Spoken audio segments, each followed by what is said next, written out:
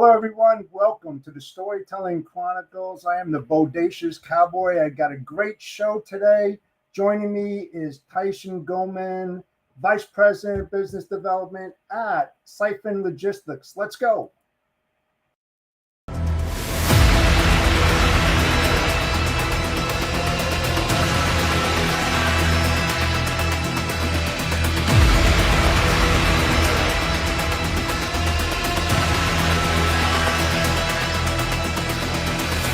Life, lessons, logistics. Let's go. Hello again, everyone. I am the Bodacious Cowboy, and welcome to the Storytelling Chronicles. I have a great guest joining me today. We're going to talk about developing a business in a bear market, much different than a bull one. So I'm going to bring my guest on now. Welcome, Tyson Goman. Hey, Tyson. How you doing? Hey, Jeff, how you doing today? I am doing well. Hey, thanks for joining the show today. I appreciate that. Tell everybody who you are and what you're doing. Sure. Like I said, my name is Tyson Goman. I'm the Vice President of Business Development for Siphon Logistics, which is based out of Gainesville, Georgia.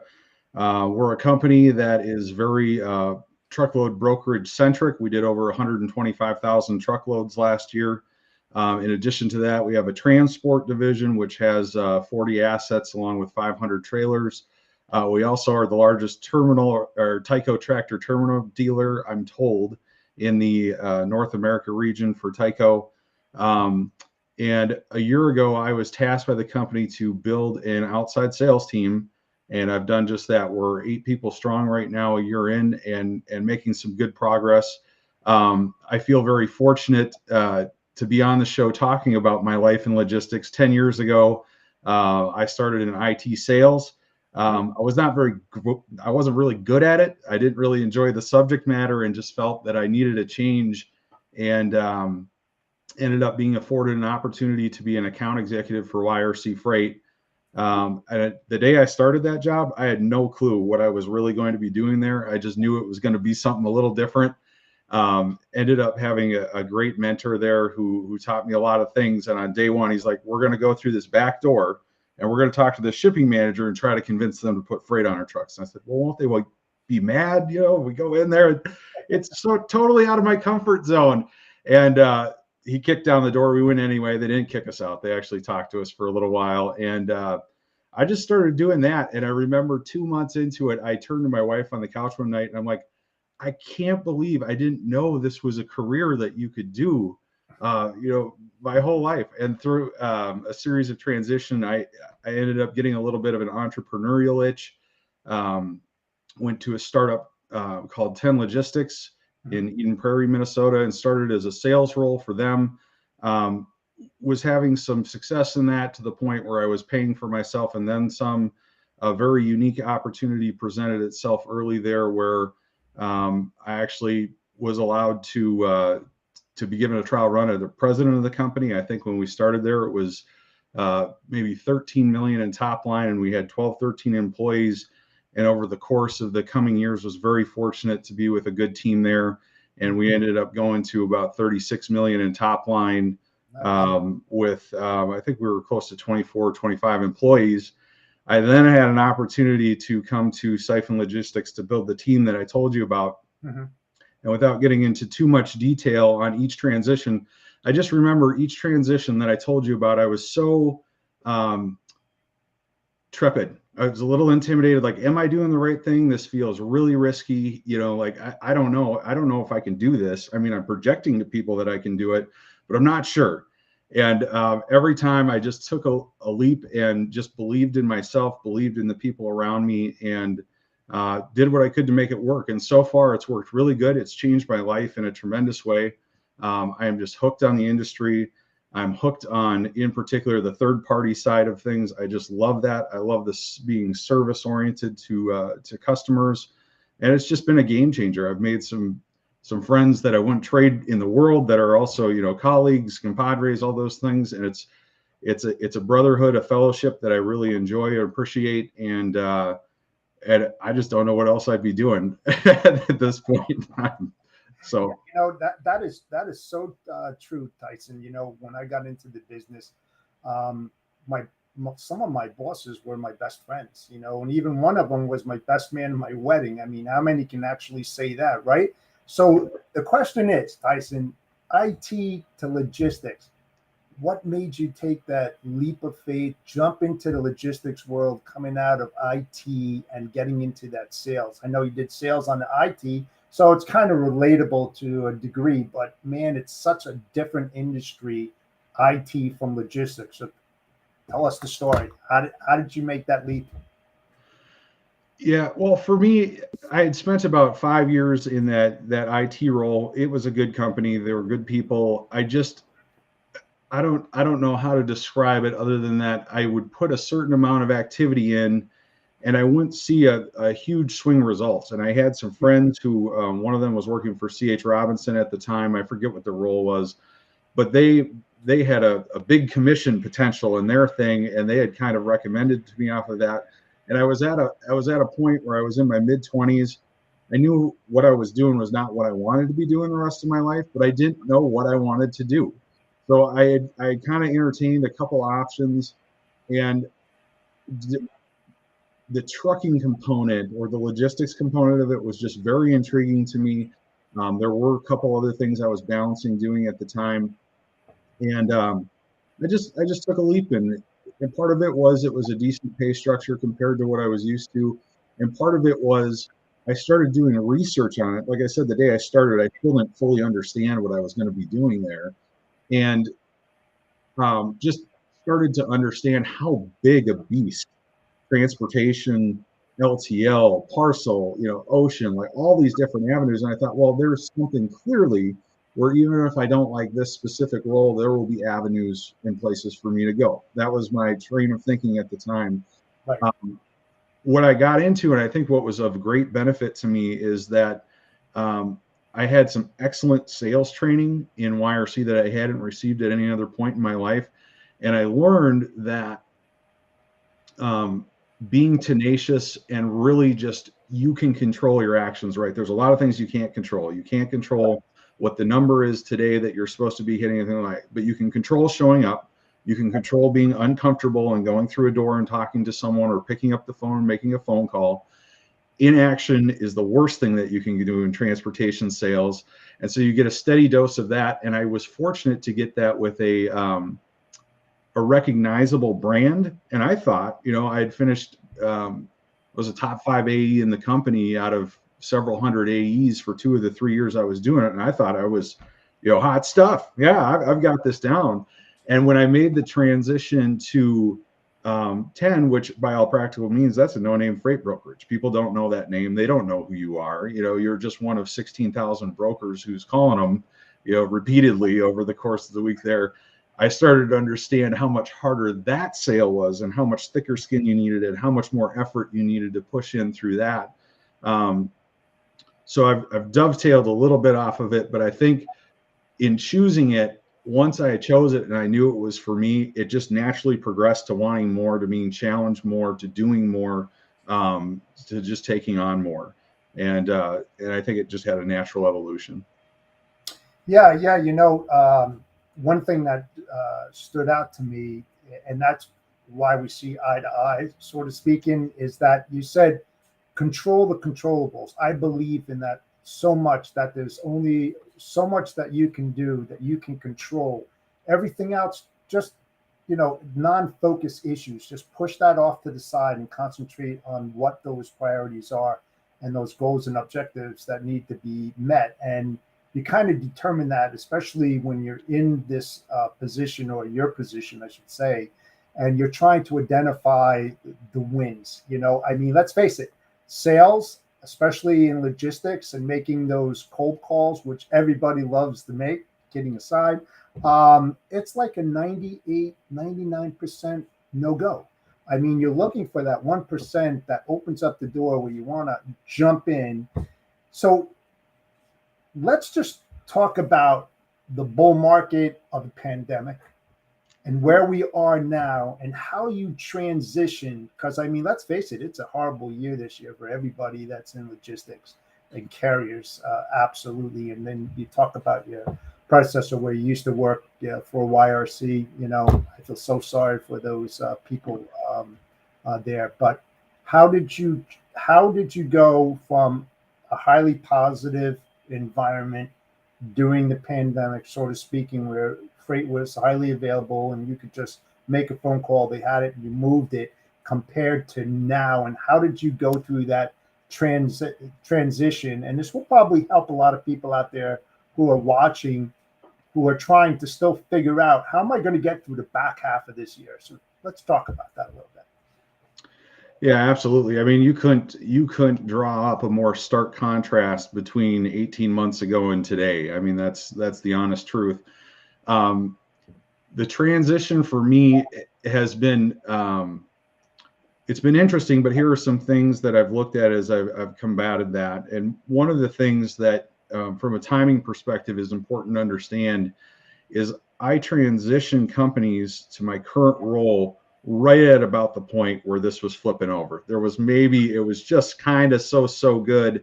And then I get into the role, we're getting on our A players, we're building our team, and you're watching the market kind of do this. You're sitting there like, ooh, this is not what I was envisioning. Although I've been doing it long enough, it always is cyclical and goes through, so you can expect it to happen.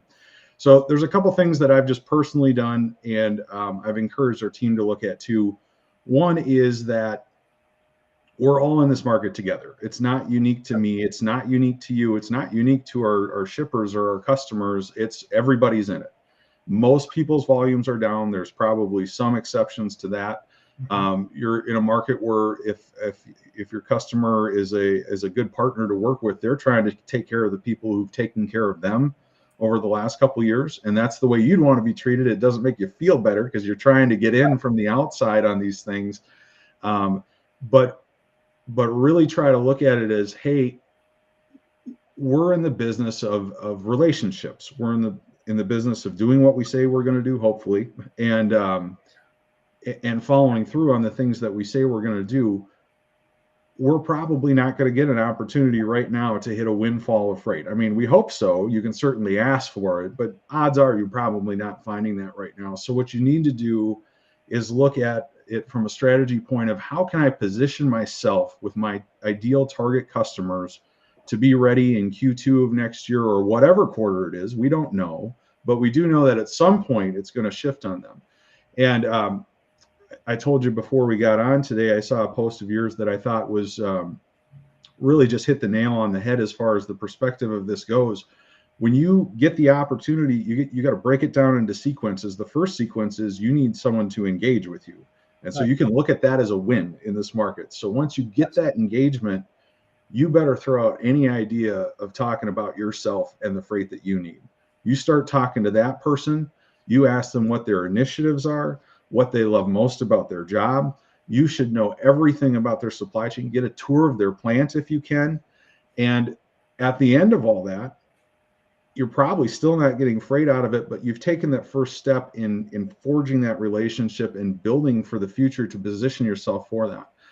The thing that I think is really different from the bull market to the bear market is you're always prospecting, or you should be, in theory, always prospecting. Mm-hmm. You can prospect harder in the bear market because there's more, outreach you're going to have to do to get someone to engage with you. But once you do that and you've had that discovery meeting where hopefully you're learning everything you can about that individual or individuals or company or organization through start to back, then how are you following up with that? And a major deficiency that I see in all salespeople, and it's because we have ADHD, right? Squirrel, we're off looking for the next thing. We're terrible at this follow-up cadence. We've had this great meeting. We've had this really impactful thing that's leaving hopefully a very positive image in our customer's mind. Well, we'll follow up in a month. And so many times I'm guilty of it sometimes too. You go back and spend 7-8 weeks. Oh, I haven't talked to them. It's like there are tools out there. There are CRMs. There are all kinds of things. Especially in the bear market, you have to be so diligent about staying on point, because if you're not, someone else is. There's lots of competition in there right now. So you need to look at it as the long game and reap what you're sowing. And it's going to take a little while to do. This is definitely something I would look at right now through the rest of the year, that you're positioning yourself for an eventual market flip. And it still may not come for a while, but that's how I view success in the bear market as is right now. And that's how you got to be thinking. And then if you're fortunate enough to be afforded an opportunity, look for the little opportunity that's a big value add. You know, there are many things that could be, but I don't need 10 truckloads a day to prove to you that our communication is solid, that we're going to do what we say we're going to do, and that we're easy to work with. I just need one thing, and we can just kind of build off of that. And I think when you take that approach with people, your service will hopefully be impeccable, because you're starting very small with something very controlled, and then as you build from there, you just get in a position of more trust with your customer. And then, hopefully market flips, Q2 or whenever it might be in the future, and you're going to be one of the first names they think of to bail them out of a tough spot, which is ultimately where we want to be. Absolutely. I could not have said that better. And even in the green room before we went live, I was talking exactly that. And it's about setting yourself up right now for the market turn in 2024, because you got to be in it for the long run. But, one of the biggest issues, and I don't have a big sales team. It's just myself and my partner, and we're doing pretty well. But when you have a sales team such as yours, that emotional intelligence of understanding each and every employee, salesperson on that floor, who are facing difficulties in such a harsh time as we all are right now, how do you get over that I should say mountain in a road? It's no longer a bump, because there's so much negativity and there's so many no's. How do you keep your guys and girls there pumped up and wanting to hit those phones? And then also, as a second part to that question, is what do you concentrate when you go after your prospects? Are you just looking to win a prospect over, or is there some kind of strategy behind that where you're either focusing on the big hitters, a mix, maybe the smaller ones? How do you go about deciphering that and who to go after? Yeah, so those are some very good questions. Addressing first with basically team morale is what you're asking about. I think in regards to that, it's been a challenge. You have people that are very driven individuals that like to win, and we're just not winning a lot in the year, and so that can be very demoralizing on a lot of fronts. So as a leader, there are a couple avenues that I look at there, but one is that I try to publicly celebrate the good things that we are doing. So if someone gets a meeting with a Fortune 500 or Fortune 1000, or any customer really, that they're excited about, that could have some potential for us, we celebrate that as a team, whether it be on internal calls. If we just throw an instant message into something, we're acknowledging the good work that we're doing there, because it's probably not going to be 50 truckloads a day. We're still shooting for that, but it's probably not that as the win right now. So what are the wins? And let's make sure that we're acknowledging each other on our team for the work that individual contributors are doing that are very positive. Other things, it sounds kind of silly, but we had some cold calls in Savannah, Georgia the other day, this other team member and I, and for the first time in a while, we got kicked out of of an establishment when we went in and tried to solicit some business, which doesn't happen too often, but it happens occasionally. And I celebrated that. I'm like, hey, if that doesn't happen to us every now and then, we're not doing our job, and we're not looking to be malicious or anything like that. But you need to be bold, and you need to go forward and keep pushing forward. And so while that didn't result on freight out of truck per se, it is kind of one of those moments where you celebrate it together and you try to move forward and use that as energy and momentum to go into the next thing. Then I think too, just understanding their situation, understanding that these people that are your team members have families, they have lives that are dependent somewhat on their success at some level. Just helping them understand that there's an open line of communication to you. It sounds cliche, but I'm a 24/7 kind of guy. I have team members call me on weekends. Hey, I'm just not feeling great about this, whatever it might be. I'll take that call. I'll answer that text and I'll go through. And I'd be lying to you if I said there weren't moments where I've been banging my head against the wall over the course of this year. But it is that long-term perspective that we were talking about. And you've been doing this far longer than I have, so you know it better. But I've been doing it long enough where I do know it ebbs and flows. And I've seen what happens when you come on the upside. I've reaped the rewards of that several times, and I've also felt it, and the down times too. So it's nothing new. It does feel a little elongated this time, but hey, we had a pretty elongated good run there too. So just trying to keep a healthy perspective, I guess, in answer to your question there. Mm-hmm. And then your second question was how do we profile our customers and how do we determine who we go after and that kind of thing. Yeah. It's simple. We will call on anyone. What we do prefer to do though is we do prefer to look at a shipper who we could realistically get 10 to 15 truckloads a day from at some point. It doesn't have to be out of the gate, right?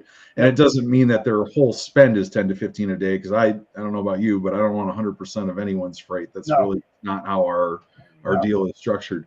So if you look at our portfolio, we have a very healthy mix of reefer customers. Siphon started in the poultry industry 30 years ago. So we still have some key accounts in that metric. We definitely do a lot in the automotive sector as well. And so those are natural niches where you'll go and you'll try to talk to those people and see if you can find a fit, intrinsically there. But we're trying to diversify as well. You don't try to have too many eggs in poultry or produce or automotive. So one of the things that we've been doing lately is trying to identify verticals that have some staying power to them, even in economic times. You think of the construction industry as one right now. I know home building it's reported one day it's up and one day it's down. Well, we've seen plenty of stuff moving in construction right now still, and that seems to be an ongoing thing. So tapping into some of those verticals. And the goal with it all is what I just said initially. We're just trying to position ourselves right now. We will ask for the freight. We're not afraid to do that, but we're not expecting that outcome necessarily. We're just trying to position ourselves to really know our customer or know our potential customer very, very well, and be on a point where we can call them or we can text them and they'll answer. And we've got several of those going right now. And I can tell you right now, we haven't moved a single truckload for them. But we're winning in my mind because you're having responsiveness from that person. You've met that person.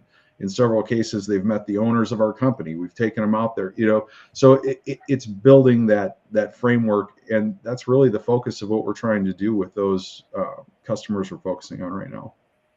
Yeah. And something you said you have eight people on your team, right? Yes, that's correct. Yeah. So are they seasoned, new? I mean, what's the blend of your sales team? So I would say we have, let me think here.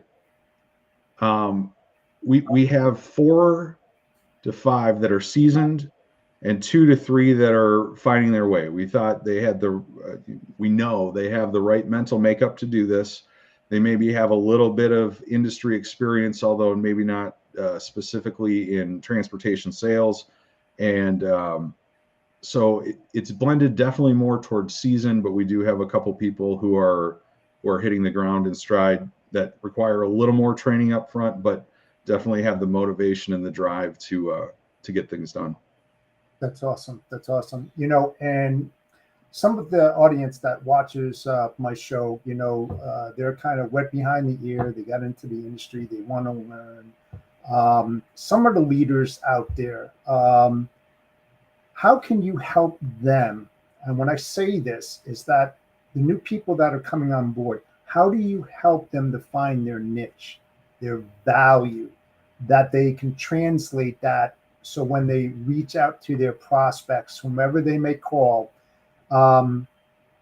it comes across that, hey, I've been doing this for a while. This is my wheelhouse. This is what I concentrate on. Here's the value that I bring, and this is the differentiator between myself and someone else that you may have spoken with. How do you go about that, helping them define those areas? That was a great question. There's a couple approaches you can do to that, and what I really appreciate about the spirit of that question is every individual is so different. Even if they seem like they're wired the same, there's different ticks in how people work. It's why I could go in, talk to a customer tomorrow, and they could tell me to pound sand, and you show up today and they're like, Jeff, how's it doing? You're the greatest guy ever. And it's why this industry is so awesome, is, it is an equal opportunity kind of thing, but you do have to find your niche, as you said, and find your way of how to speak to people.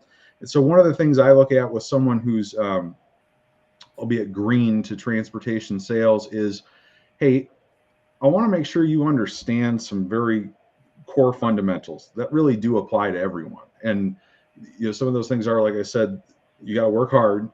You will not contact anyone if you don't pick up your phone, if you don't send an email, if you don't go knock on a door. Just period. You got to do that, right? So that's the first hurdle that some people have to overcome if they're uncomfortable with that.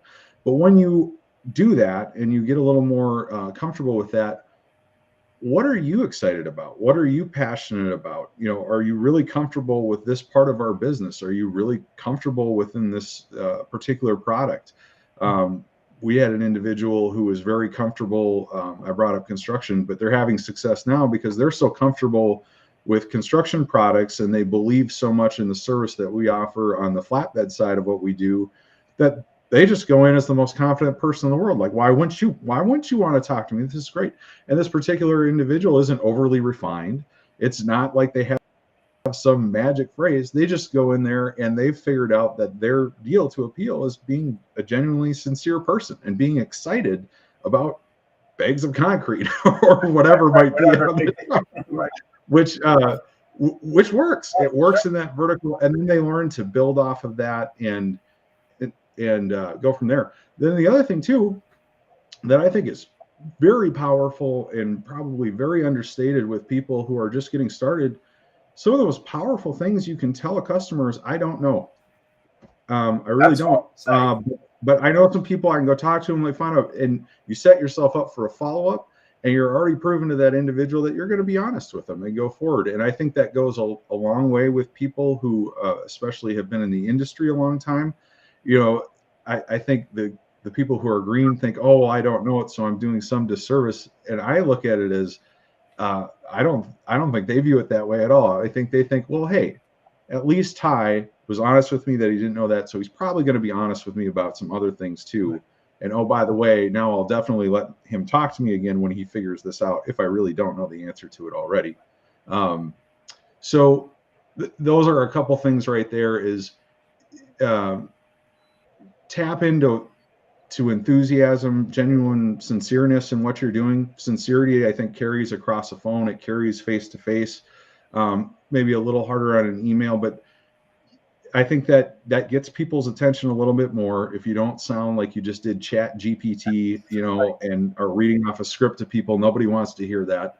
So if you're coming across as a sincere person, and then be empowered that it's okay that you don't have to know everything. You don't. You've been doing this for 3 months or 6 months or whatever it is. Don't pretend that you do.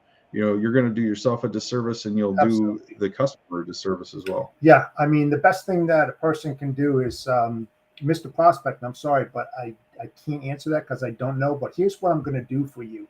I've got a great team that's behind me, and I know they dabbled in that. So if you don't mind, I'm going to go speak to that person, and I'm going to give you a call back, and I'll have that answer for you. I mean, that's total transparency. That's being honest and showing credibility. That, to your point, everybody out there, they don't know everything. Nobody's an expert. Anybody that says they're an expert in something, they've cut themselves short, especially in this industry, in logistics. If you're not learning every single day, you're losing out, my friend. You're losing out big time, because the industry is changing at a rapid pace. It's like warp speed, right? Star Trek. It's like moving it's here before you know it, kind of deal, you know.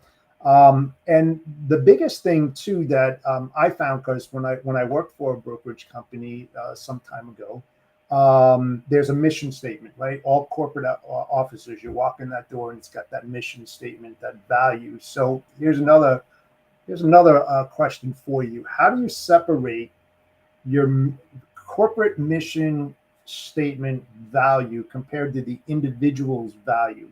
And how do you blend that together so that you get the best of both worlds? You get a salesperson who believes in what he or she is selling compared to the corporate aspect of their mission statement and the value that they bring. How do you blend those two together so it comes off, like you said, unscripted?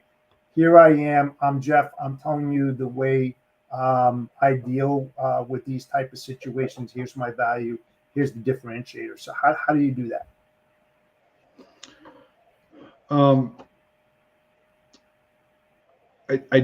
I believe personally that really comes down to a culture that you build within a company. So I feel fortunate in that at Siphon Logistics, we have a good culture. If you walk into the building and you walk amongst the team members on the operations floor, there's a lot of people smiling. There's a lot of people, healthy chatter, talk in the back, whatever. And in the meantime, we're preaching to our customers that, hey, we're going to be there for you no matter what. And the reason that I feel comfortable, and I believe my team feels comfortable going and portraying that to our potential customers, is because we're treated that way by the organization we work in. And that's not always been easy for our company or any company, especially as they grow, they get to hundreds of employees. How do you maintain the integrity of that culture? But our ownership has a great saying that is, if you take care of your people, they will take care of profit for you, and they demonstrate that in real time. So that's one way that I believe that works. The other way that I personally just internally can do that is to make that culture healthy within my immediate team. I can't control the broader culture in my organization entirely. I can do my part here and there as I put into it, and I believe our culture is very healthy as a whole. But I certainly have a direct impact on the 8 people who work within our pod and structure there.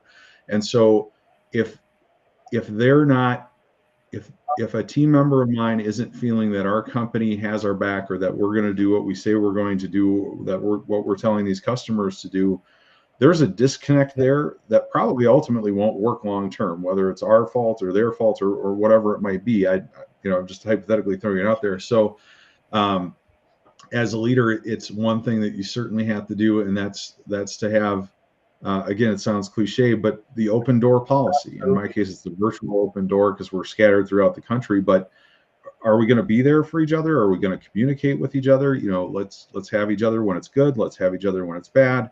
And if you do that and people have bought in, they're going to project that when they talk to others, when they talk to other potential new team members, when they talk to other potential new customers. So that's really how I see melding that from my point of view and how I would approach it. Yeah. I mean, I could not agree with you more, Tyson. It's that non-collaborative effort that destroys companies. The one thing that I hated, and I'm just being honest, when I was in corporate, all these meetings that you had to be pulled into, that it was the Monday morning quarterback, the end of the week. Hey, how did the department turn out? What did we do? What's our numbers, etc. That put a lot of pressure on the people. But you said it best. If you take care of the people, profits will follow. It's not the other way around. When you're trying to hunt profits and just trying to make that almighty dollar, people get left behind, and that's when businesses break down, and they break down rather quickly. They have to feel that they are part of the corporate structure, that they believe in it, and that they're happy to walk through that door every single day, right?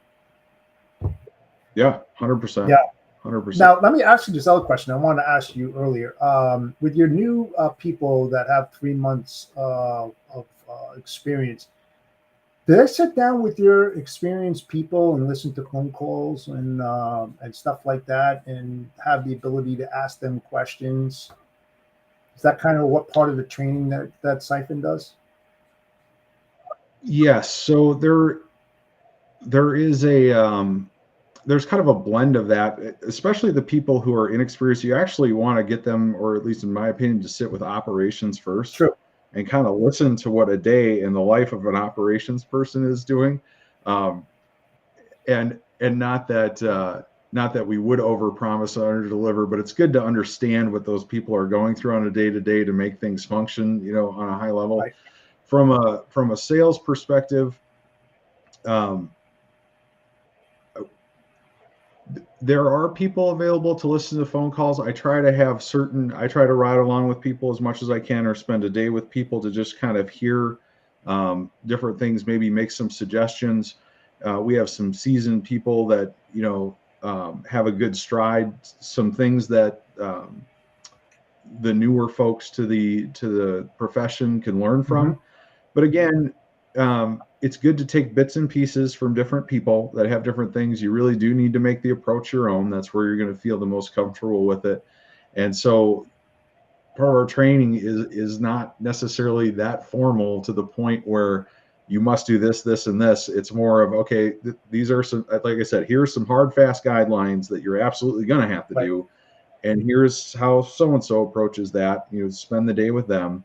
Here's how so-and-so approaches that. Spend the day there. I think one of the things from the LTL world that I'd like to implement in my my current org, I just haven't gotten to it yet, is it was mandatory. You had to ride along with another salesperson, and a different one at that. I think we had to do it like every other month.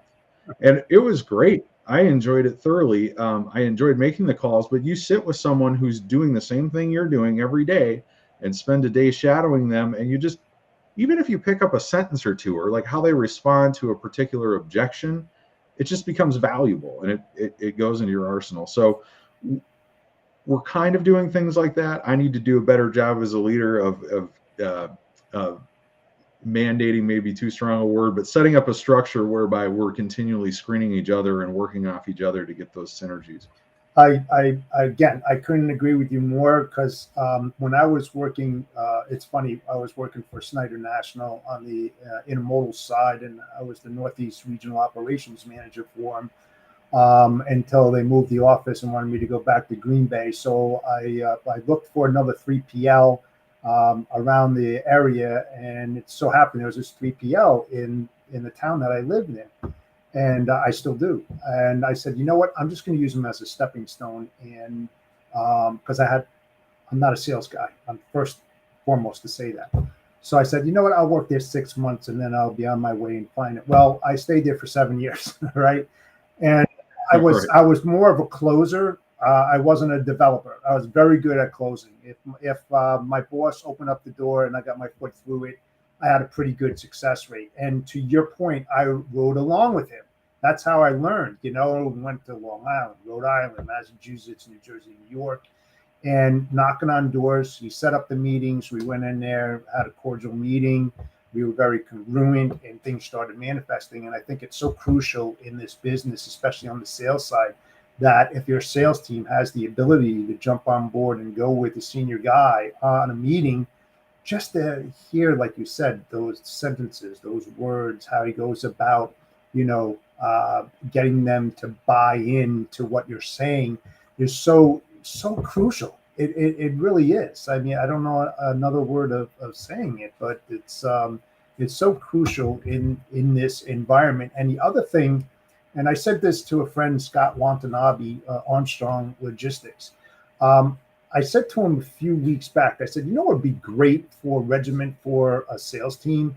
That if your office is near a DC or a warehouse and you have friends there, you have some type of relationship, that those new people coming on board, if they could just spend a day or two at a DC or warehouse to watch the operational things, watch what happens on the docks so they have a better understanding, watch when a truck pulls in, how it's loaded, the types of problems that they have. Now, when they've lived it and they make those phone calls, now you can tie things in together. I understand what's going on here. I saw that, I mean, sure, I've been on that side of the business for well over 35 years, and you can't learn it overnight, but just having that perspective. It's so different. What are your thoughts on that? Have you ever thought about doing something like that?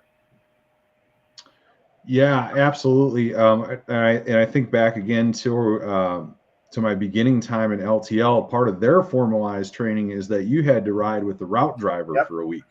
So you got to ride with the route driver. You got to see the backups that they experienced at these big shippers. What happens if you miss an appointment window. How you handle returns. It gives you an entire appreciation for not only what the driver is going through, certainly, but what's going on in the supply chain as a whole. Right. And one of the main reasons I like to really push a potential customer or prospect for a tour of their facility is there is no greater input on what's going on in that organization than walking their docks and seeing how they're interacting with things, how things are stacked up. So absolutely, that should be part of a training regimen. I haven't built that in yet. But yeah, it's something we should adapt. I think it not yet. I think it's something everyone should see. Absolutely. It changed my entire perspective of the industry. It is I love the truckload side. I love the third party side. But always forever grateful to the LTL because that gives you just visibility into things without actually having to do those jobs. That is just, it changes your mind on everything when you're talking to a customer. Oh yeah, that's where the true rubber hits the road, as I put it. And I used to visit terminals across docks when they least expected it because I really wanted, because if you give them advance notice, hey, Panasonic's going to be stopping in at 11:30 tonight. Make sure you're on your best behavior stuff.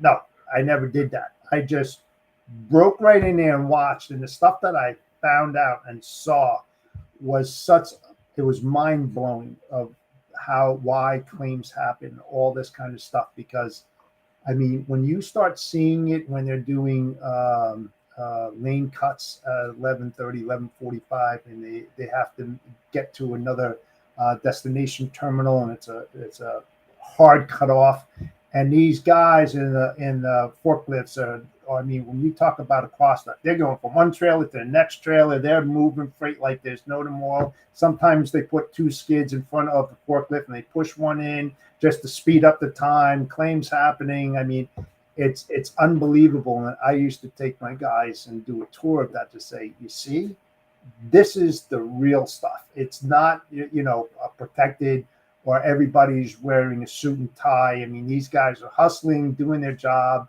and not prepared for us to visit. And that's the best time to go. So to your point, man, if you have the opportunity to ride with the truck driver, do it. You'll understand what they do, how they do it, when they do it, why they do it, the disruptions that they get to work through day in and day out. It's one of the toughest jobs in the industry by far. Visit a warehouse, walk that dock, watch what they're doing, from picking to packing to stacking to loading, everything in between. You'll learn so much. Yep, couldn't agree more. So Tyson, thank you so much for joining me today on the Storytelling Chronicles. I'd love to have you back in the future. We had a great conversation. I enjoyed it, Jeff. I appreciate it. And thank you very much for the invite. Awesome. So everybody out there, I am the Bodacious Cowboy. This is the Storytelling Chronicles. We are on every single Monday at 2:30 p.m. Eastern Standard Time. If you like, share, subscribe, please do so. I think we do a great job on the shows that we have. We have great guests. We have more great guests that are coming up in the very near future.